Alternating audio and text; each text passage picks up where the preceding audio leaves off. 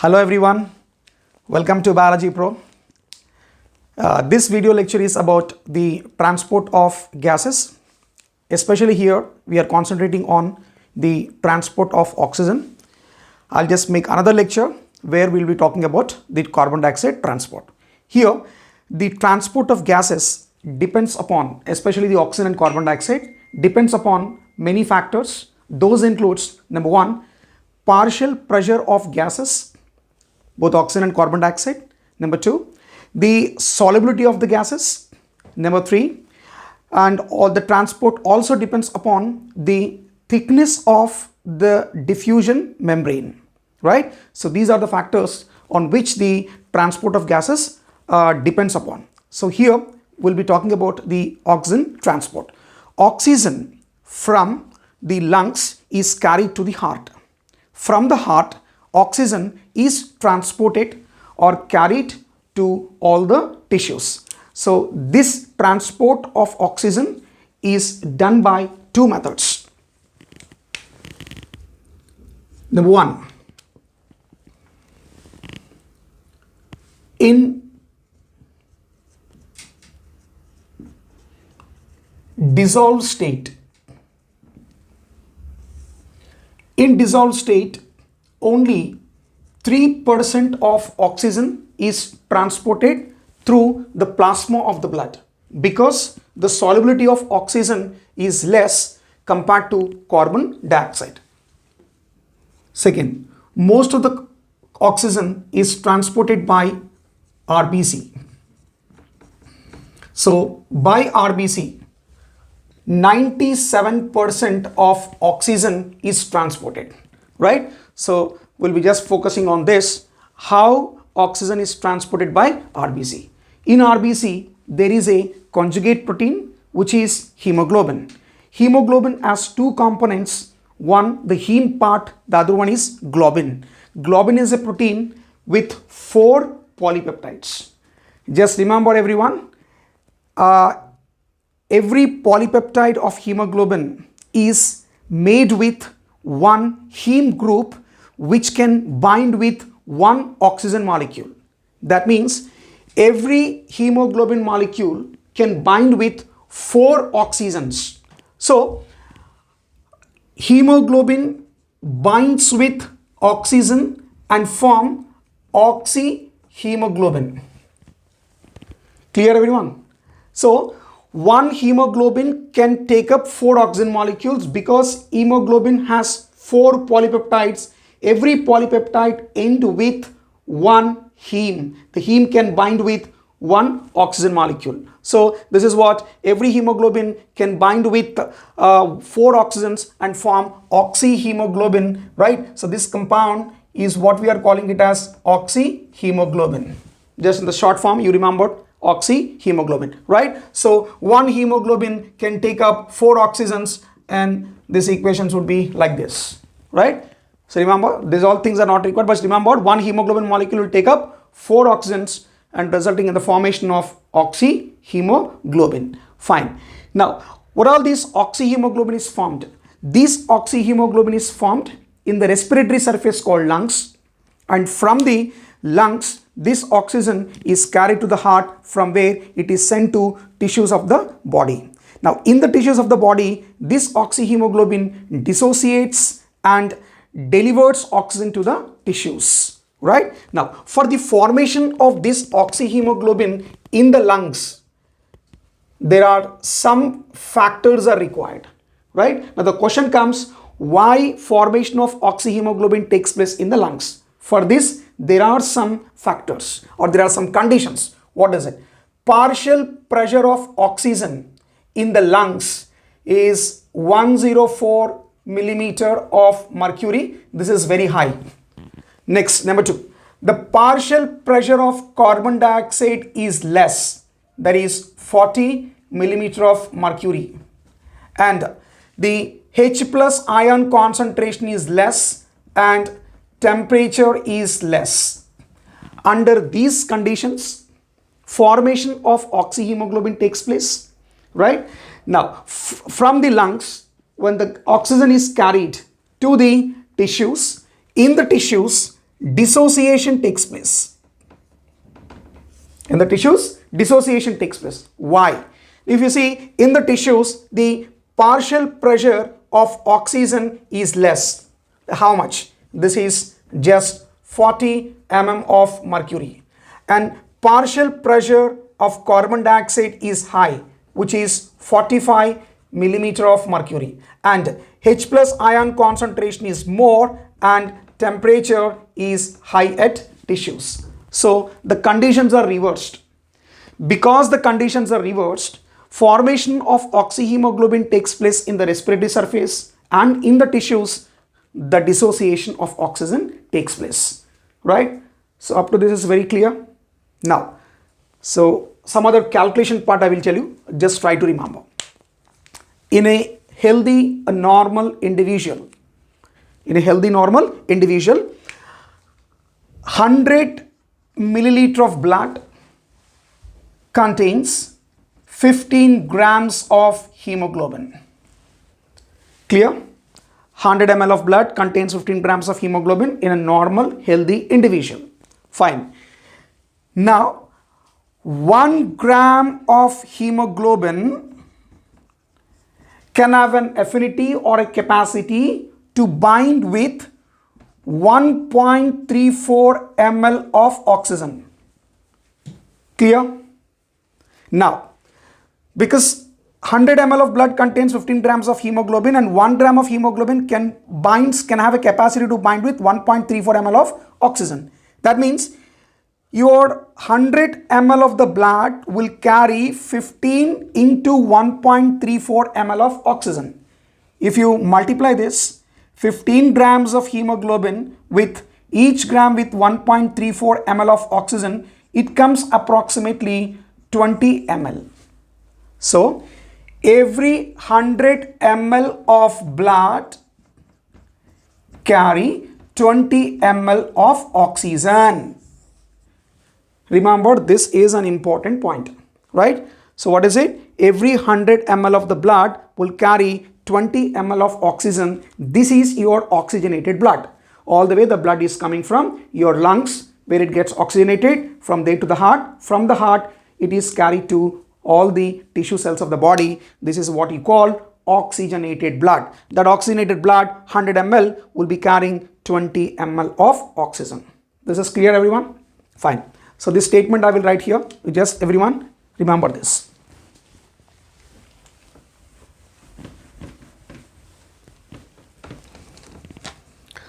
So every 100 ml of blood, right, carry 20 ml of oxygen. This is our oxygenated blood. Done? Now, up to this is everyone clear? Now, a graphical representation of partial pressure of oxygen with percentage saturation of hemoglobin is called oxygen dissociation curve, or simply we call it as oxygen hemoglobin dissociation curve. Both are same. In different books it is mentioned differently. Oxygen dissociation curve, or we call it as oxygen hemoglobin dissociation curve, both are same. Where here on the x-axis, partial pressure of oxygen. Look, this is partial pressure of oxygen in millimeter of mercury. We are going to represent like this. This is partial pressure of oxygen in the x-axis, where 10, 20, 30, 40, I just made it up to 110 mm of Hg partial pressure of oxygen on the x-axis. On a y-axis, this is percentage saturation. Percentage saturation of hemoglobin. 10, 20, 30, and it is up to 100% saturation of hemoglobin. Right? So this is partial pressure of oxygen on x-axis and percentage saturation of hemoglobin on the y-axis. This is what you call oxygen hemoglobin dissociation curve. What does this represents? Listen. At a partial pressure of 104 mm of Hg. Why? Because I said the partial pressure of oxygen in the lungs, in the alveoli of the lungs, is 104 mm of Hg, right? At a partial pressure of maximum 104 mm Hg. So where is this? This pressure is present in the alveoli of the lung. At this pressure, 98% of hemoglobin, this is 98%, 98% of hemoglobin gets saturated, right? So this is at lungs. Clear? At a pressure of 104 mm of Hg in the alveoli of the lung, right? So how much? 98% hemoglobin is saturated. This is clear? Fine. So this is what is your oxygenated blood. So the blood that is carried from the heart to the tissues is with 98% saturated. That blood hemoglobin is 98% saturated because this much pressure of oxygen is present in the alveoli of the lung. Fine. Now tissues are at rest. Normal tissues are at rest. Under resting condition in the tissues, the partial pressure is 40 mm. This is 40 mm Hg. This 40 mm Hg pressure is present at resting tissues. This is resting tissues. In resting tissues, the partial pressure of oxygen is 40 mm of Hg. At 40 mm Hg partial pressure of resting tissues, hemoglobin saturation is 75%. Clear? Right? So this is at resting tissues. How much hemoglobin is saturated? Only 75%. That is, in the respiratory surface called lungs, hemoglobin is 98% saturated in the blood. This 98% saturated blood, right, when it comes into the resting tissues where hemoglobin is only 75% saturated. What does it mean? It means that is in the oxygenated blood. This is venous blood. In the oxygenated blood, the saturation of hemoglobin is 98%, right? And in the venous blood, the saturation of hemoglobin is 75%. This is venous blood. So what is the difference? Difference, you see, this is 23%. So what is this 23% difference? 23% of oxygen is unloaded to the tissues. I am just making here 23% of oxygen is unloaded. This is clear, everyone, right? So from the lungs, all the way when the blood comes to the tissues, resting tissues, at lungs 98% hemoglobin gets saturated. But when it comes to resting tissues, only 75% is saturated. That means 23% of unloading, 23% of oxygen is unloaded to the tissues. What does it mean? 23% of your 20 ml. That means your every 100 ml of the blood is carrying 20 ml of oxygen. In this 20 ml of oxygen, 23% is unloaded. That means approximately it is 5 ml. Clear? That means in the resting tissue, every 100 ml of blood delivers 5 ml of oxygen. Clear? In everywhere in the book it is mentioned that 100 ml of oxygenated blood delivers 5 ml of oxygen to the resting tissues. But how? This is what is the mechanism. What is this? This is the mechanism where your 98% saturation that can be seen in the respiratory surface, when it comes to the resting tissues, hemoglobin is only 75%. That means it unloads 23% of oxygen. That 23% of oxygen is nothing but the 20 ml. In the 20 ml, 23% is nothing but 5 ml. Clear, everyone?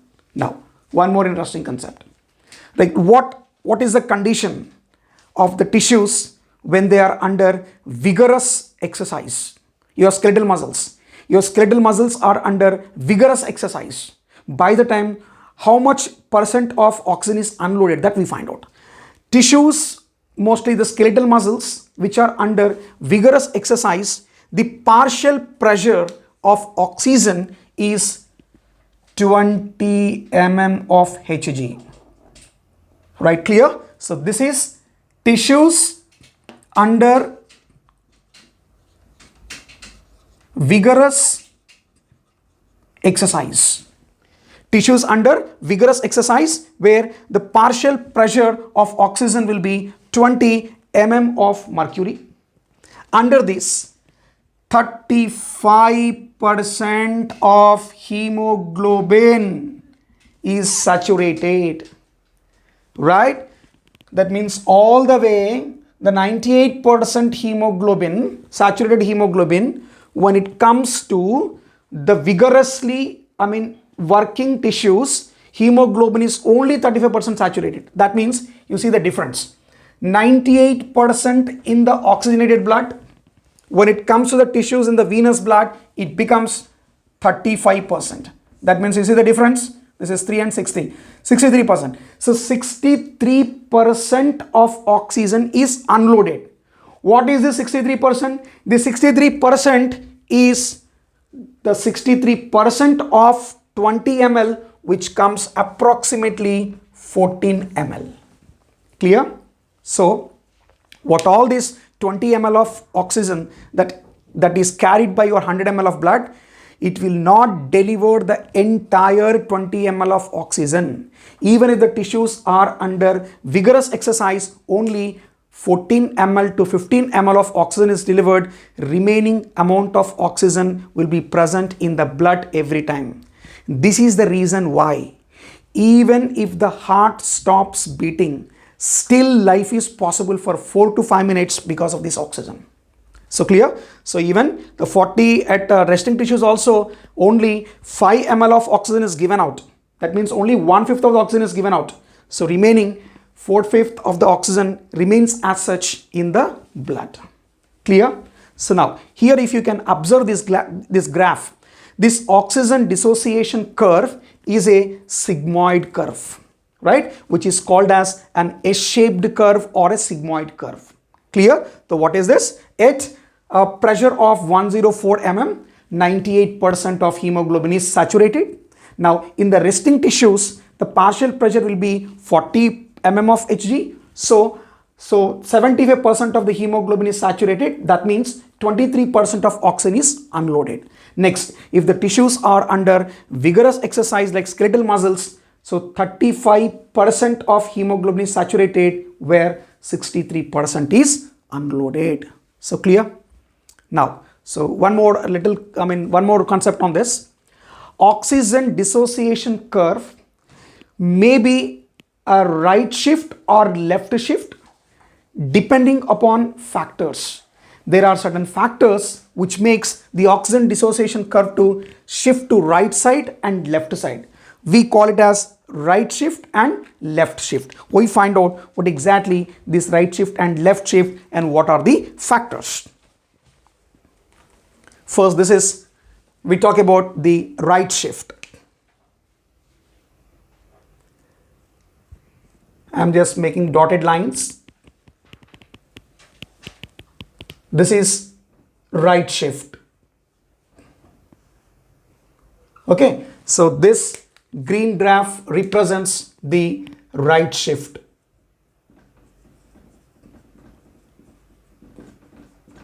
Right? Now, what is this right shift? Right shift indicates the oxygen affinity of hemoglobin decreases. That means oxygen is readily available to the tissues. So right shift indicates the decreased affinity of oxygen to the hemoglobin. As a result, hemoglobin unloads oxygen. So it is readily available, oxygen is readily available to the tissues. This right shift happens due to increase in the partial pressure of carbon dioxide and increase in the H plus ion concentration and increase in the temperature, right? And also increase in a compound called 2,3 DPG, diphosphoglyceric acid, which is also called BPG, bisphosphoglyceric acid. Due to these factors, increase in the partial pressure of carbon dioxide, increase in H plus, increase in temperature, increase in 2,3 DPG, right? So the curve will show a right shift where oxygen is readily available to the tissues, right? Next, when you can observe the left shift. This is left shift. So these dotted lines explains the left shift. This orange lines explains the left shift. Left shift is, or it will explain, or it indicates that the oxygen affinity of hemoglobin is more, increases, so that less oxygen is available to the tissues. This happens due to decrease in partial pressure of carbon dioxide and decrease in H plus ion concentration and less temperature, right? And also less amount of 2,3 DPG is less. These are the conditions which favor the left shift. Clear? Now, we also use some other term for this. What is it? The right shift is called Bohr's effect. Right shift is called as Bohr effect. What is Bohr effect? Bohr effect is nothing but unloading of oxygen to the tissues. Finished? Then the left shift of the oxygen dissociation curve is called as Haldane's effect. This is Haldane effect to the left shift. So left shift is unloading of carbon dioxide.